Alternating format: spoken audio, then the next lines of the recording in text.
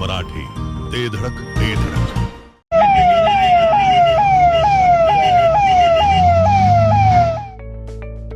विटेकरांनो, फक्त तुमच्यासाठी श्री सिद्धिविनायकची सर्वात स्वस्त अत्याधुनिक कार्डियक अँब्युलन्स, अनुभवी डॉक्टर आणि आरोग्य सेवकांच्या उपस्थितीत 24 तास उपलब्ध. सांगली आणि कराडसाठी केवळ 6,000 तर कोल्हापूरसाठी केवळ 9,000 रुपयात कार्डियक अँब्युलन्स उपलब्ध. विटेकरांनो, सर्वात स्वस्त अँब्युलन्स सेवेसाठी स्क्रीनवरील नंबर आत्ताच सेव्ह करा. कान, नाक आणि घशासंदर्भातील आजाराची आता चिंता सोडा.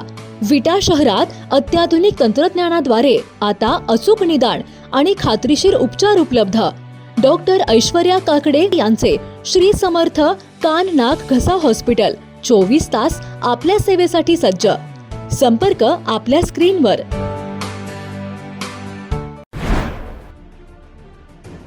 मिरज पंचायत समितीच्या उद्घाटनादरम्यान खासदार विशाल पाटील यांच्यावर जोरदार हल्लाबोल करण्यात आलाय. मंत्री जयकुमार गोरे यांनी खासदार विशाल पाटलांवर जोरदार हल्लाबोल केलाय. तुमच्या बापाने चेक डीडी खाली पाठवला की ऑनलाईन पैसे पाठवले, अशा शब्दात जयकुमार गोरे यांनी खासदारांवर घणाघाती टीका केली आहे. ही पंचायत समिती सुरेशभाऊ खाडेंनी मंजूर करून आणलेली आहे. हो, त्यांच्या बापानी नाही आणली. तुमच्या बापाने काही चेक पाठवला होता, खाली डीडी पाठवला होता, आकाठा ऑनलाईन केलं तिथनं. कधी कधी वाजंत्री पण नवरदेव व्हायचा प्रयत्न करतात, पण वाजंत्र्याचं काम नवरदेवाला स्टेजवर पोचवायचं असतं, स्टेजवर चढायचं नसतं. आणि एवढंच जर उद्घाटन घ्यायची खुमखुमी आहे. माझं सांगणं आहे, आता आपण खासदार महोदय झाल्यापासून खासदार फंडाच्या बाहेरचा नया रुपया आणून मला दाखवा की हे काम आम्ही केलंय आणि मग रुबाब करा. आमचं काय म्हणणं नाही. हे काय सांगतात, आयऱ्या भाषा कोणतरी काल केला. अचानक लॉटरी लागलेला गडी, नगरपालिकेला कार्यक्रम झालेले गडी,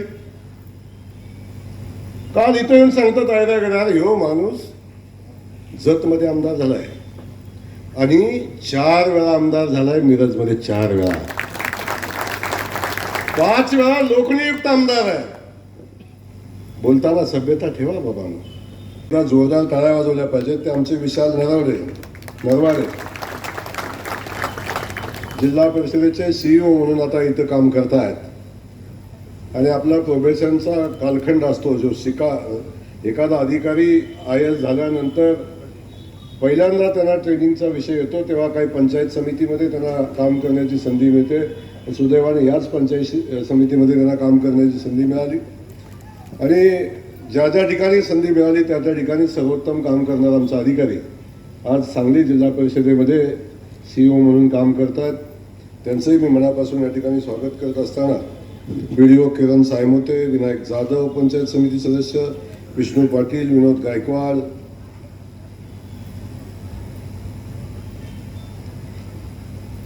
आता नेते तर बरेच आहेत. आमचे आवटी साहेबांचं नाव लिहिलं नाही, पण माझा काही संबंध नाही. लिहून दिला त्याचा तुमचा संबंध आहे.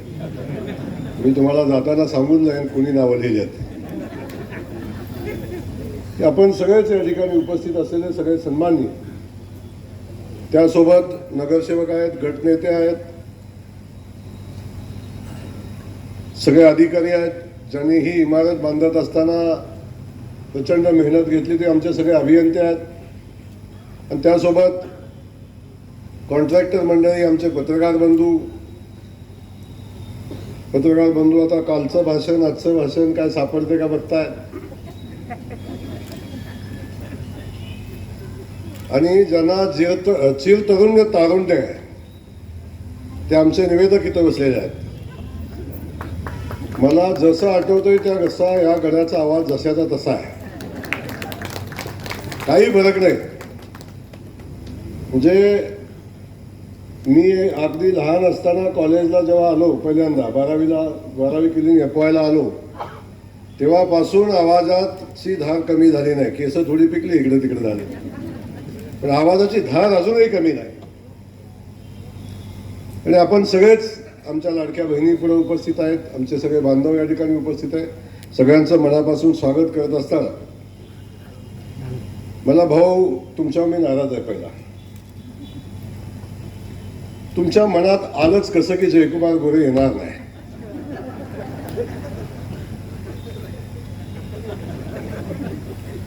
जयकुमार गोरेला अडवायची ताकद दोनच माणसात आहे. एक जनता आणि दुसरा देवेंद्र फडणवीस. दुसरा कुणी माणूस जयकुमार गोरेला अडवू शकत, दुसरा कुणीही माणूस जयकुमार गोरेला अडवू शकत नाही. ते आलं. अरे काहीच नव्हतं तेव्हा छातीवर नाचून कार्यक्रम करत होतो. आता तर सोडून द्या विषय. त्यामुळं जयकुमार गोरे येणार नाही, मग आता उद्घाटन होणार नाही आणि आम्ही उद्घाटन केलंय, मंत्री कसा येईल? बारसं घालण्याबद्दल आमचं काहीच म्हणणं नाही, पण बारसं घालायच्या अगोदरचे सगळे कार्यक्रम केले पाहिजेत ना. बघाबघी करायला लागते, सुपारी फोडायला लागते, साखरपुडा करायला लागते, सगळंच करायला लागतं ना. डायरेक्ट बारशालाच गडी आलं असं कसं चालेल? हाणतील का नाही माणसं? त्यांचं नशीब चांगलं, कोणी केलं नाही कार्यक्रम काल त्यांचा. येऊ द्या बरं, एवढीतून करू द्या बरं. विषय असा आहे, त्यामुळे मी येणार नाही हा विषयच नव्हता, मला ज्ञात आहे. आणि भाऊ, जर तुम्ही ही पंचायत समितीची इमारत आणली नसती तरी सुद्धा प्रोटोकॉल म्हणून, मी मंत्री म्हणून सुद्धा त्यांनी केलेलं उद्घाटन मी मान्य केलं असतं. पण हे मी कदापि मान्य करणार नाही, कारण ही पंचायत समिती सुरेशभाऊ खाडेंनी मंजूर करून आणलेली आहे. हो, त्यांच्या बापानी नाही आणली. तुमच्या बापानी काही चेक पाठवला होता खाली?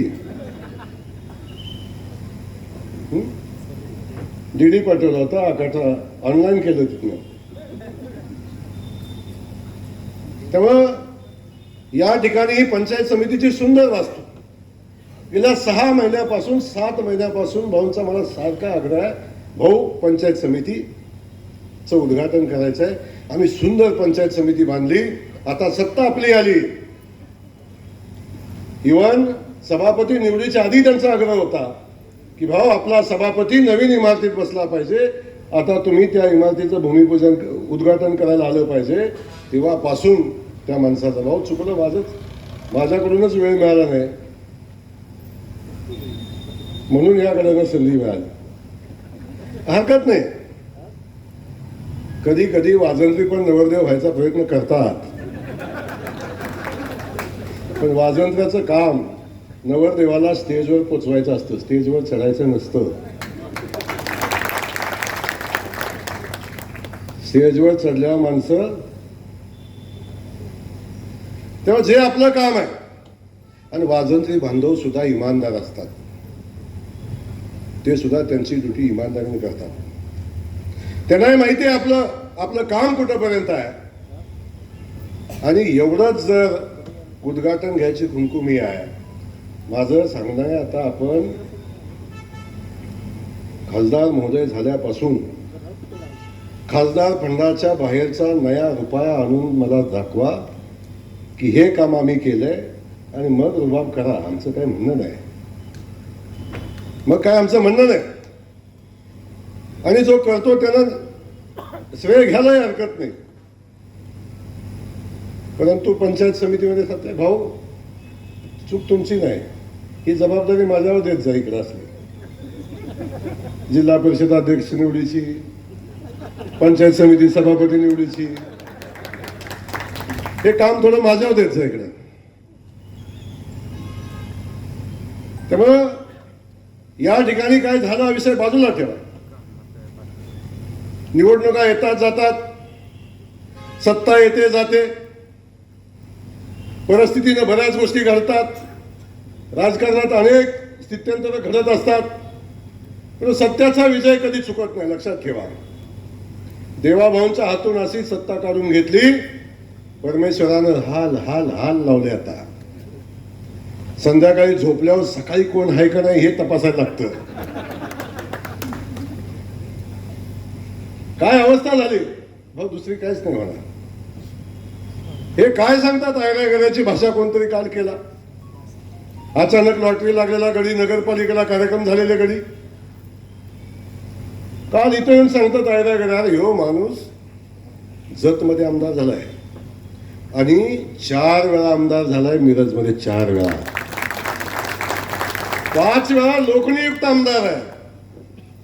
बोलताना सभ्यता ठेवा बाबांनो. कुणाच्या मेहरबानीवर नाही आहे, जनतेच्या आशीर्वादाव, माय माऊलींच्या आशीर्वादाव 5 वेळा आमदार हा माणूस. आणि इथं येऊन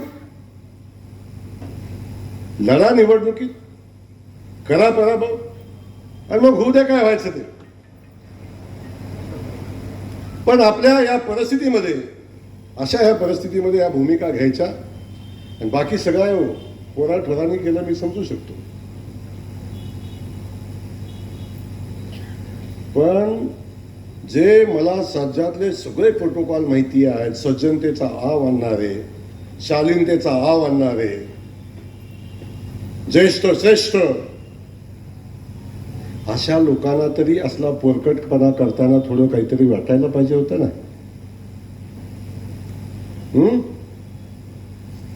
ज्येष्ठता, सभ्यता ही फक्त बोलून नाही, आचरणात पण आणायला लागते. आणि इथं येताना या गोष्टीचा विचार करायला पाहिजे होता की पोरं ठोरं करतात पण आपण त्याच्यात सामील व्हावं का,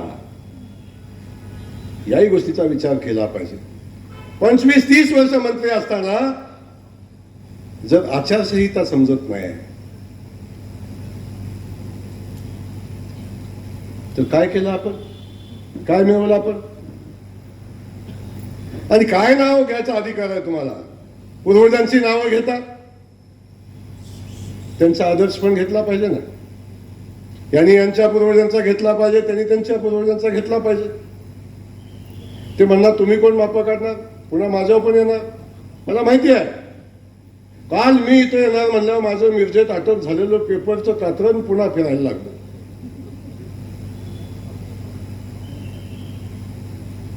अरे किती षडयंत्र, षडयंत्राच्या छाताडावर सदाभाऊ हा जयकुमार गोरे नाचून पुढे आलाय. असे अनेक षडयंत्र माझ्यावर झाली, सांगलीत असताना झाली. ज्या कारखान्याच्या चौकात उभं राहायची हिंमत नव्हती, त्या कारखान्याच्या चौकात काय काय केलंय सदा बजरंग भाऊ माहिती आहे आपल्याला. विषय त्याचा नाही, पण काही शोधून काढतील. तात्या बसले तिथं, जकातीची केस झाली होती तात्या. 1 नंबर आरोपी तात्या, 2 नंबर आरोपी आमच्याच गाडीत, 3 नंबर आरोपी आमच्याच गाडीत, आणि 4 नंबरच्या आरोपीला अटक झाली. पण 3 गेलं सुटून गाडीत एकालाच अटक. कारण मसवडची नगरपालिकेची निवडणूक लागली होती आणि यांच्यात ताकद नव्हती माझ्यासोबत लढायची, म्हणून अटक केली. तेव्हा गृहमंत्री कोण होतं माहिती आहे, शालीन, ज्येष्ठ श्रेष्ठ, सदाभाऊंचे सहकारी नेते.